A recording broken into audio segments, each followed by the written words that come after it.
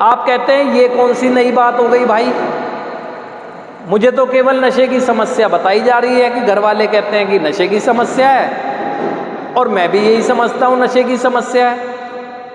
लेकिन ये भूल जाते हैं कि नशे की तरफ मैं चला कैसे गया, है ना।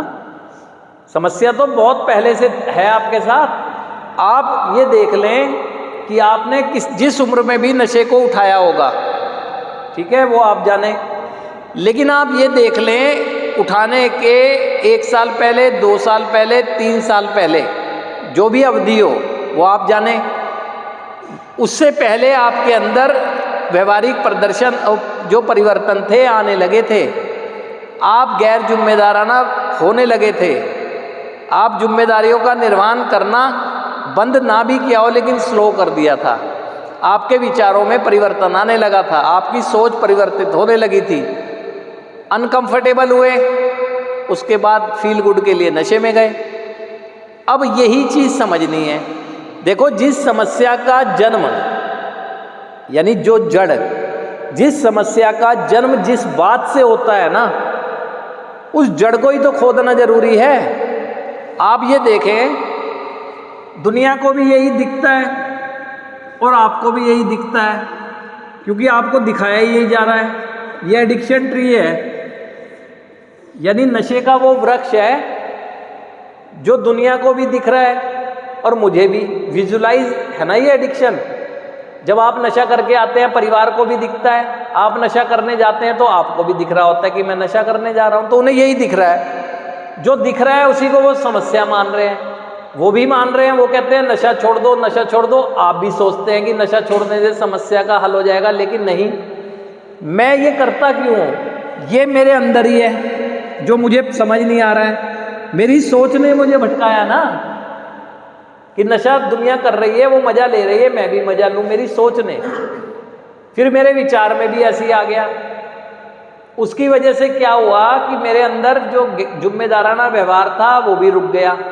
हम कोई जिम्मेदारी नहीं निभा पा रहे, आध्यात्मिक शून्यता आ गई, यानी मेरी नैतिकता का पतन होना शुरू हुआ।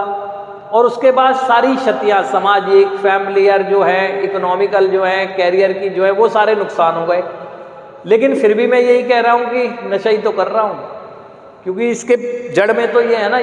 कार्यक्रम के माध्यम से इन जड़ों पर काम कराया जाता है, ताकि जब आप इन जड़ों पर काम कर लेंगे तो ये आनंद की अनुभूति के लिए इसके संपर्क में क्यों जाना चाहेंगे, क्योंकि आपको अपने कर्मों से ही आनंद आने लगेगा। जब जब आनंद को कम होता महसूस करेंगे तब तब आप अपने कर्मों को बढ़ाना शुरू कर देंगे।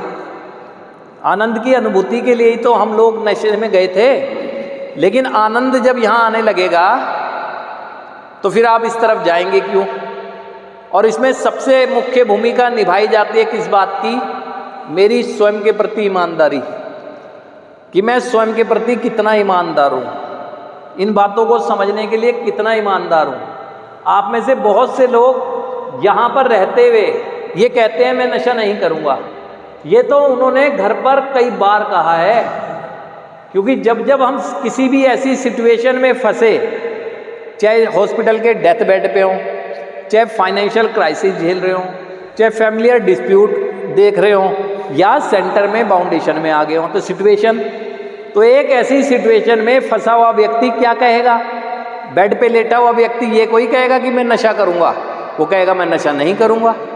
फाइनेंशियल क्राइसिस झेलता हुआ व्यक्ति ये कोई कहेगा मैं नशा करूँगा, वो कहेगा मैं नशा नहीं करूँगा, इसकी वजह से ये हुआ। वो सिचुएशन से निकलने की वजह से करते, जैसी सिचुएशन से निकलते हैं फिर वही करते हैं। वो करते क्यों हैं, क्योंकि नशा मैं क्यों करता हूँ। एक बात और ध्यान रखो, हमें ये नहीं देखना है कि हम कहाँ गिरे पड़े हैं, चाहे हॉस्पिटल के बेड पे हो, चाहे फाइनेंशियल क्राइसिस से हो, चाहे फैमिली डिस्प्यूट में हो, चाहे रिहेबिलिटेशन सेंटर में हो। हमें ये देखना चाहिए कि हम फिसले कहाँ से हैं, और स्लिपरी पॉइंट ये है हमारा। मेरी सोच ने मुझे भटकाया, है ना।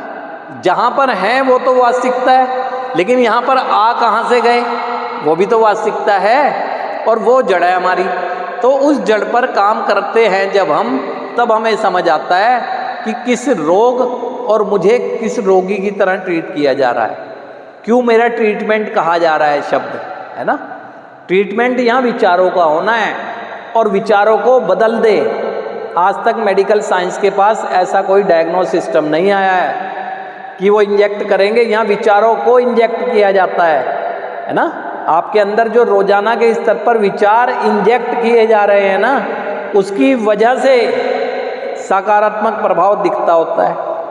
इसे रिकवरी कहा जाता है। आपकी रिकवरी तो हो रही होती है, यानी पूरी तरह रोगग्रस्त आप आते हैं, लेकिन धीरे धीरे जब विचारों के प्रभाव आप पर पड़ने लगते हैं तो आप रोग मुक्ति की दिशा में बढ़ने लगते हैं, है ना।